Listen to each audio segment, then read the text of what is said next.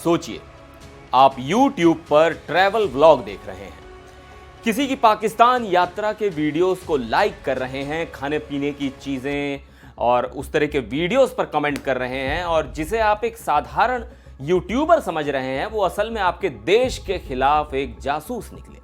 जी हां, कानों पर यकीन नहीं हो रहा ना, लेकिन ये कोई फिल्मी कहानी नहीं बल्कि एक कड़वी हकीकत है। ज्योति मल्होत्रा, ये नाम आपने पिछले कुछ दिनों में जरूर सुना होगा। एक यूट्यूबर जिसे पाकिस्तान में वीवीआईपी ट्रीटमेंट मिलता था, जिसकी पहुंच मरियम नवाज तक थी। लेकिन कहानी सिर्फ ज्योति पर खत्म नहीं होती। ये तो एक ऐसे मकड़जाल का छोटा सा धागा है जिसका मास्टरमाइंड कोई आतंकवादी या आईएसआई का बड़ा अफसर नहीं बल्कि पाकिस्तान पुलिस का एक पूर्व सब इंस्पेक्टर है। आज इस वीडियो में हम खोलेंगे इस पूरे जासूसी रैकेट का कच्चा चिट्ठा। कौन है ये मास्टरमाइंड, कैसे यूट्यूबर्स को अपने जाल में फंसाता था और कैसे चल रहा था लाइक, कमेंट्स और सब्सक्राइबर्स की आड़ में ऑपरेशन जासूसी।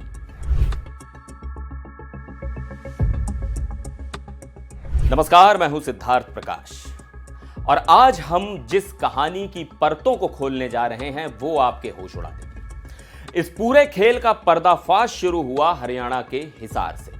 नाम सामने आया ज्योति मल्होत्रा, एक यूट्यूबर जो अपने चैनल पर वीडियोस डालती थी, लेकिन इसकी साधारण सी दिखने वाली प्रोफाइल के पीछे एक असाधारण कहानी छिपी थी। जांच एजेंसियों को पता चला कि ज्योति कई बार पाकिस्तान जा चुकी थी और वहां उसे कोई आम टूरिस्ट की तरह नहीं बल्कि एक वीवीआईपी की तरह ट्रीट किया जाता था। बड़ी बड़ी पार्टियों में जाना, बड़े नेताओं से मिलना, यहां तक कि पाकिस्तान के पूर्व प्रधानमंत्री नवाज शरीफ की बेटी मरियम नवाज तक उसकी पहुंच थी। जैसे ही एजेंसियों ने ज्योति को उठाया, उसके साथ 12 और लोग पकड़े गए और फिर एक एक करके यूपी, राजस्थान, दिल्ली, पंजाब, कई राज्यों से गिरफ्तारियों का सिलसिला शुरू हो गया। ये सब वो लोग थे जिन पर पाकिस्तान के लिए जासूसी करने का शक था। जांच एजेंसियां जब इन लोगों से पूछताछ कर रही थी तो एक और बड़ा नाम सामने आया। यह नाम था पंजाब के यूट्यूबर जसवीर सिंह उर्फ जान महल का। जसवीर का यूट्यूब चैनल जान महल वीडियो काफी पॉपुलर है, जिसके 11 लाख से भी ज्यादा सब्सक्राइबर हैं। वो अपने चैनल पर ट्रैवलिंग और कुकिंग से जुड़े वीडियो डालता था। देखने में एक सीधा साधा व्लॉगर, लेकिन आरोप लगे कि वो भी आईएसआई के लिए जासूसी कर रहा था। पुलिस के मुताबिक जसवीर भी 3 बार पाकिस्तान गया था और वहां पाकिस्तानी सेना के कई बड़े अधिकारियों से मिला था।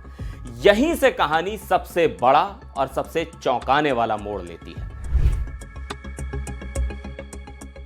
जब जसवीर सिंह से सख्ती से पूछताछ हुई तो उसने उस शख्स का नाम उगल दिया जो इस पूरे जासूसी रैकेट का सरगना था, जो इसका मास्टरमाइंड था। और यह मास्टरमाइंड कोई और नहीं बल्कि पाकिस्तान पुलिस का एक पूर्व सब इंस्पेक्टर नासिर ढिल्लो है। जी हां, एक पुलिस वाला जिसने अपनी नौकरी छोड़कर यूट्यूबर बनने का चोला ओढ़ लिया। नासिर ढिल्लो खुद भी एक यूट्यूबर है और ज्योति मल्होत्रा को भी अच्छे से जानता था। पूछताछ में यह भी सामने आया कि जसवीर और ज्योति मल्होत्रा लाहौर में 10 दिन तक एक साथ रुके थे।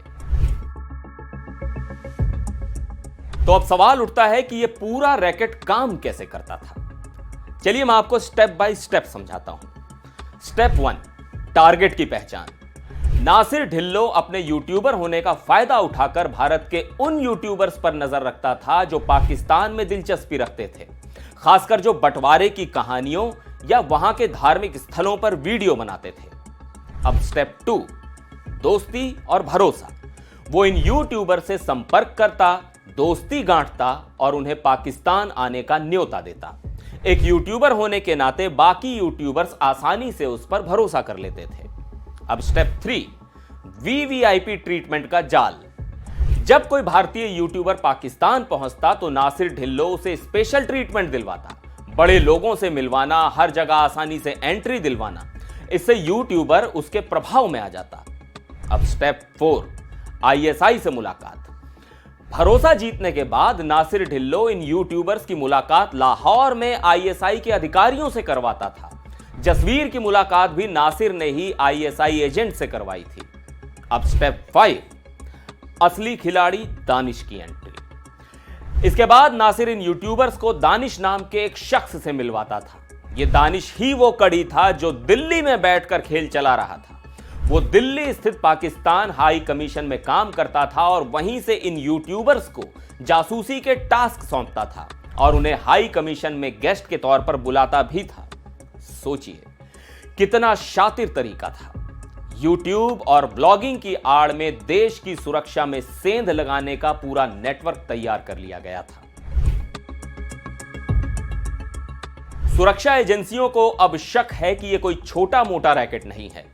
हो सकता है कि पाकिस्तान पुलिस के सैकड़ों पूर्व पुलिसकर्मी इस जासूसी रैकेट का हिस्सा हों, जिनका काम ही भारतीय यूट्यूबर्स को टारगेट करना है। फिलहाल ज्योति मल्होत्रा, जसवीर और बाकी पकड़े गए लोगों से पूछताछ जारी है और आने वाले दिनों में और भी कई बड़े खुलासे हो सकते हैं। यह घटना हमें सिखाती है कि डिजिटल दुनिया में कौन दोस्त है और कौन दुश्मन, यह पहचानना कितना मुश्किल हो गया है। आपकी स्क्रीन पर दिखने वाला हर मुस्कुराता हुआ चेहरा सच्चा नहीं होता। इस पूरे मामले पर आपकी क्या राय है? क्या आपको लगता है कि सोशल मीडिया इन्फ्लुएंसर्स और यूट्यूबर्स की विदेश यात्राओं पर अब और कड़ी निगरानी की जरूरत है? अपनी राय नीचे कमेंट्स में जरूर बताइएगा। फिर मिलेंगे एक और वीडियो में, तब तक के लिए नमस्कार।